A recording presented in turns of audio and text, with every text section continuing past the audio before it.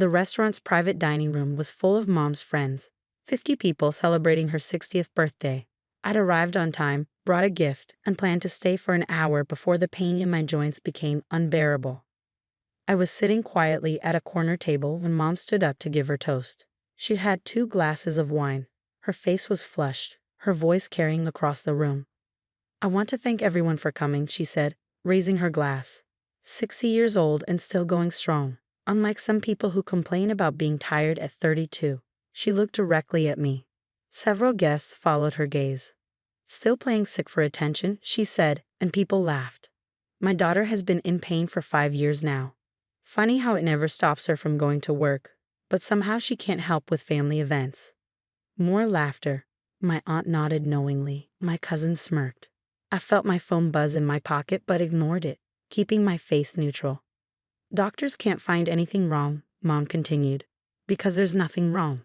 It's all in her head. But try telling her that." The room erupted in sympathetic murmurs and knowing glances in my direction. I pulled out my phone. The notification was from the patient portal, lab results available. I opened the app while Mom continued her speech about how hard it was to have a dramatic daughter. The results loaded: complete blood panel, inflammatory markers, autoimmune screening. All the tests my rheumatologist had ordered last month after 5 years of symptoms without a clear diagnosis. The words jumped out at me: elevated ANA, positive anti-GNA antibodies. Markers consistent with systemic lupus erythematosus. Refer to rheumatology for treatment plan. Lupus. After 5 years of being told I was fine, that it was stress, that I needed to exercise more, try yoga, think positive thoughts. After 5 years of pain so severe some days I couldn't grip a pen.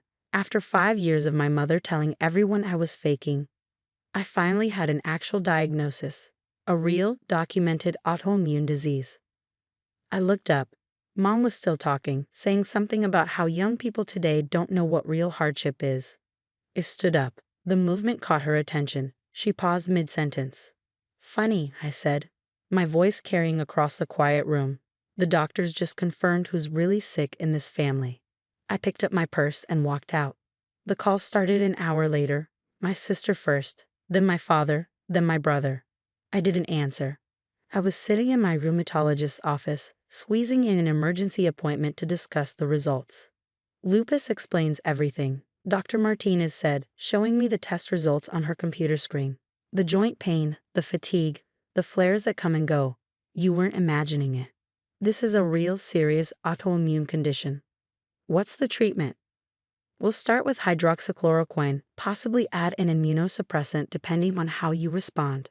We need to monitor your kidney function closely, as lupus can affect the kidneys. You'll need regular blood work, probably every 3 months initially." I absorbed this information: a chronic illness, medication, monitoring, but also validation, proof that I wasn't crazy, that the pain was real. "Can I ask?" Dr. Martinez said carefully, "Do you have family support?" Managing a chronic condition is much easier with understanding family members.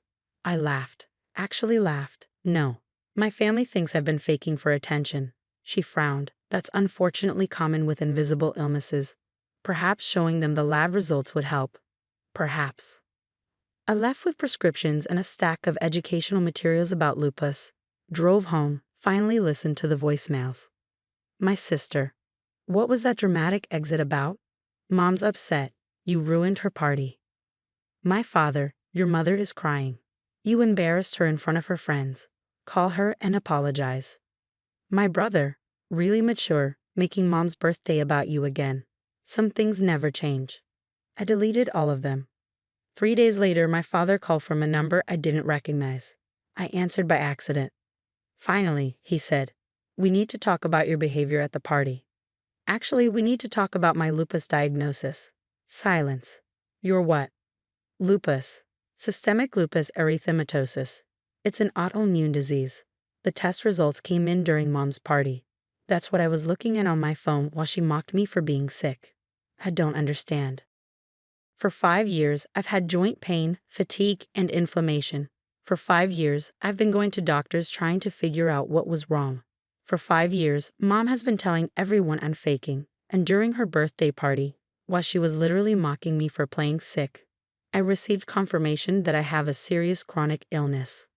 More silence. So you actually have something. Yes, Dad. I actually have something. A documented autoimmune disease that will require lifelong treatment and monitoring. Your mother didn't know. Your mother didn't believe me. There's a difference. I told her I was sick. I told her about the symptoms. She chose to think I was lying. Well, she feels terrible now. Does she? Has she called to apologize? Pause. She's dealing with her own health issues right now. That's actually why I'm calling. Something in his tone made me sit up straighter. What health issues? She's been having some problems. Fatigue, swelling. The doctors ran some tests. Her kidney function is severely decreased. Stage 4 kidney failure. I absorbed this. Kidney failure. Stage 4 meant she was approaching end-stage renal disease, dialysis, transplant. When did she find out?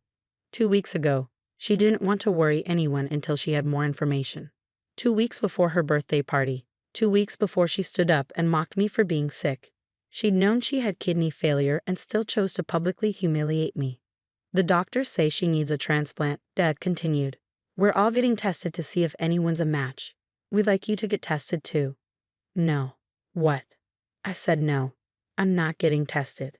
She's your mother. She needs a kidney. She's the mother who spent 5 years telling everyone I was faking illness, who mocked me at her own birthday party, who called me dramatic and attention-seeking. No, you can't be serious. She could die without a transplant. Then she should hope one of her other children is a match, or her friends who laughed along with her jokes. I'm sure one of them will help. You're really going to hold a grudge over some jokes? They weren't jokes, Dad. They were years of systematic dismissal of my real medical condition. And I'm not holding a grudge. I'm setting a boundary. I don't owe her my organ. She's family. Family doesn't humiliate each other at birthday parties. Family doesn't call their sick daughter a liar for 5 years. Find another donor. I hung up. The pressure campaign started immediately. My siblings called daily. Extended family members reached out. My mother's friends sent messages, all saying the same things. She's your mother. Family helps family. It was just jokes. She didn't mean it. You need to forgive her. How can you let her die? I blocked most of them. My mother finally called herself 2 weeks later. I answered. I'm sorry, she said immediately. I'm sorry for not believing you. I'm sorry for the things I said at my party. I was wrong. Okay. I'm sick, really sick. I need a kidney transplant. I know, Dad told me. Will you get tested? To see if you're a match? No. Please, I'm begging you. I could die without a transplant. You knew you had kidney failure before your birthday party, I said. You knew you were seriously ill, and you still stood up in front of 50 people and mocked me for being sick. Called me dramatic. Said I was faking. While you were in kidney failure and I had undiagnosed lupus. I was scared. I was dealing with my diagnosis and I lashed out. You lashed out at me, your daughter, who was actually sick, who needed support, and you chose cruelty instead. I said I'm sorry. You're sorry now that you need something from me, a kidney. But for 5 years, you weren't sorry. You were dismissive and mean, and you taught everyone around us to doubt me too. So you're going to let me die? Out of spite? I'm not letting you die. I'm choosing not to donate an organ to someone who spent years denying my illness. Those are different things. But you're a match. The preliminary tests show you're likely compatible. I went cold. What tests? The blood samples from your lupus diagnosis. Your doctor sent them to the transplant center at our request. That's a privacy violation. Your father signed a release. We're family. The doctors understood. I felt anger rising. You took my medical information without my consent? We needed to know if family members were potential matches. You're the same blood type. The initial markers look good. You're probably our best option. I didn't consent to that testing. Will you at least think about it? Please? I have lupus, Mom, an autoimmune disease. That makes me a higher risk donor. The surgery could trigger a major flare. It could worsen my condition.